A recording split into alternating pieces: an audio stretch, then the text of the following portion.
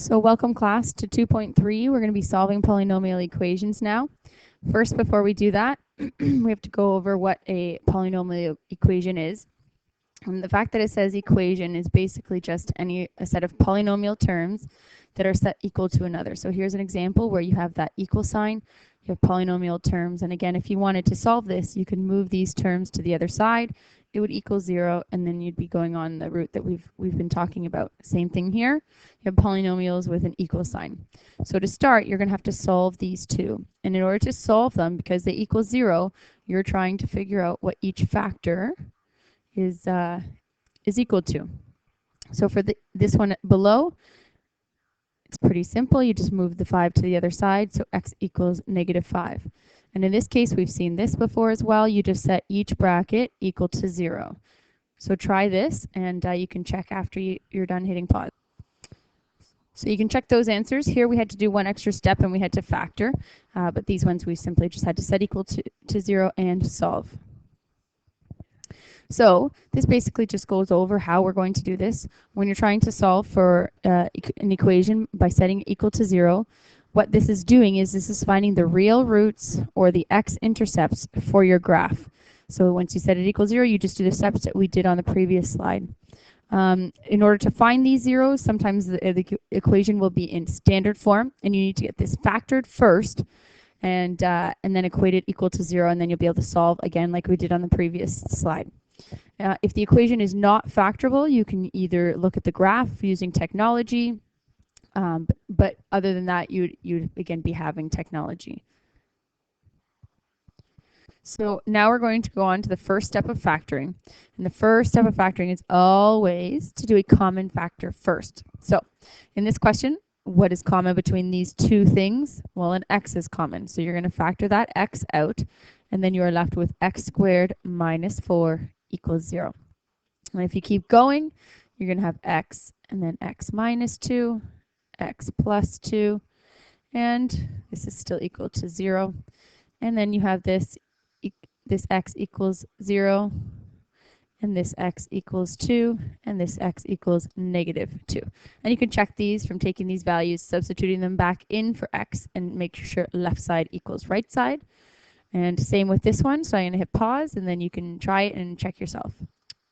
So hopefully you got this, a common factor of x, this left inside, which factors here, and you have 0, 2, and -1. So now we are going to solve an equation which is relating back to our remainder theorem, our factor theorem, our integral zero theorem, rational theorem. And so what you want to do here is you want to look for, again, this is the AB one. Our coefficient in front here is not 1. So the possible factors are plus or minus 1, plus or minus 2, plus or minus 1, plus or minus 2, plus or minus 3, plus or minus 6.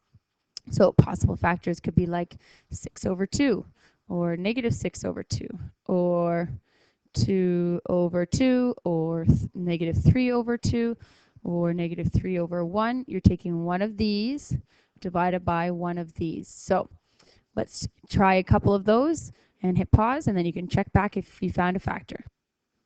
So I've tried a couple, and f of 2 does in fact equal 0. So that means that x minus 2 is a factor for this function. So I'm going to do synthetic division, as sometimes I find it faster.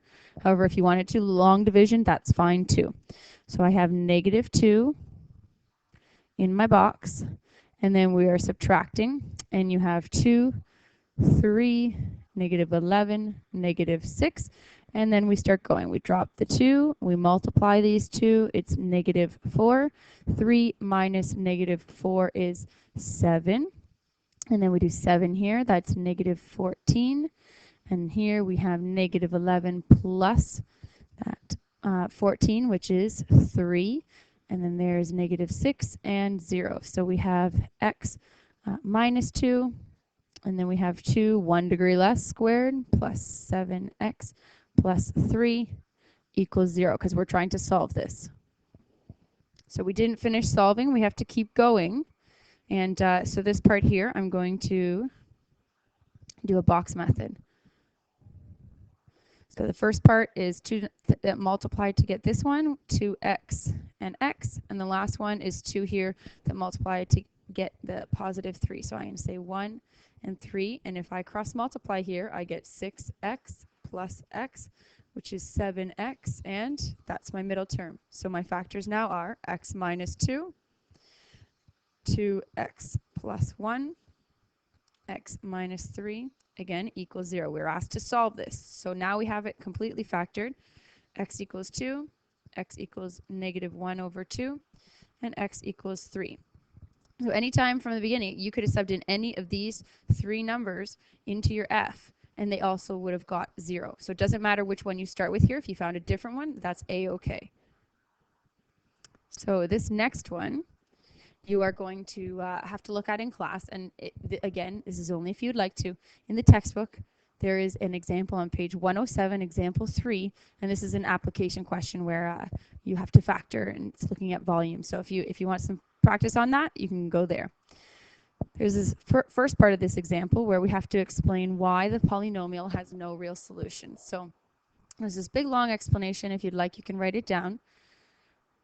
But what I first want you to look at is some of the key features that we talked about in chapter 1.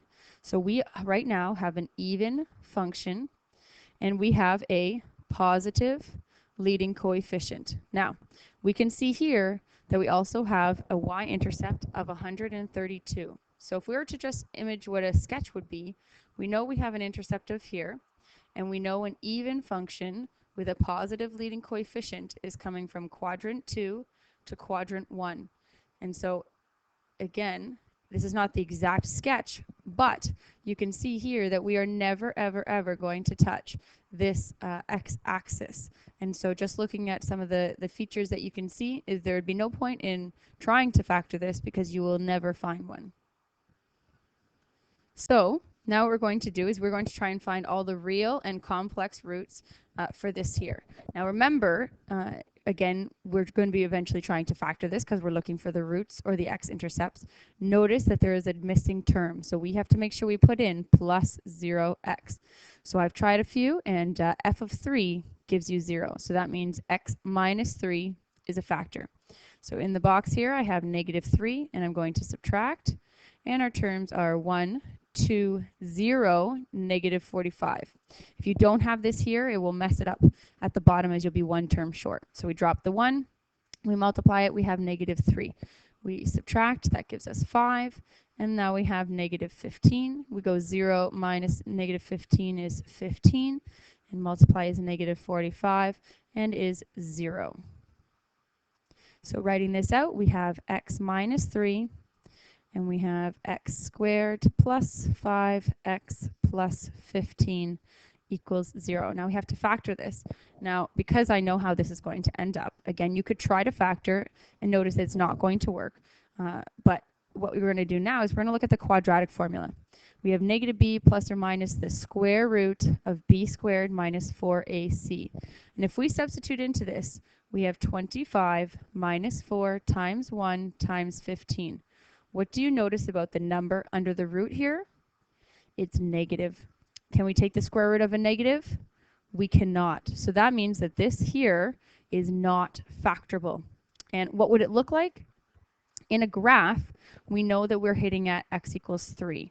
So it would look something like this, where you do have sort of a turning point. You do have a local max or min, or depending on the graph. And as well, you still have an order of 1 here as an x-intercept. But there is still a turning point going on there. We just don't see it on the x-axis. So that's it for the examples. If you have any questions, please message me on the school site. And happy factoring, good luck, and enjoy your